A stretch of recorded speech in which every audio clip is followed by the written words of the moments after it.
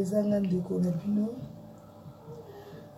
la vidéo à partir d'Afrique du Sud tozomona pasi tosenga na autorité ya mboka oyo tosenga autorité ya mboka na biso bamona biso bakanisela biso souffrir tozomona pasi tozobima te bazoboma biso bazobeta bazoviole pasi eleki na mboka oyo tosenga lisungi pa na bino président Mafu tala biso likambo oyo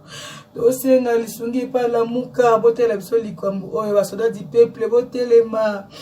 biso ba peuple na biso tozokufa na mboka oyo réaction malonga ezate na ambassade te kuna switch ezate tozosouffrir à safari please can you help us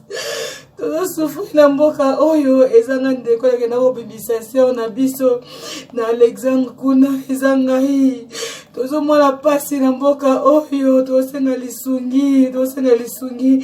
c'est on est en train de souffrir cette pays, on est ici en Afrique du Sud, ça fait mal, très mal. Donc on a que gérer les cambotes, bakonzamboka, botela biso,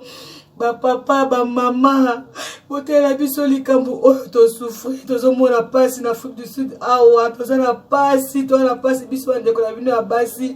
ko violer tous les jours, ko boma, ko beta, mwa tambola ezate nzala, biloko kolia eza lisusu te, to komi na suka,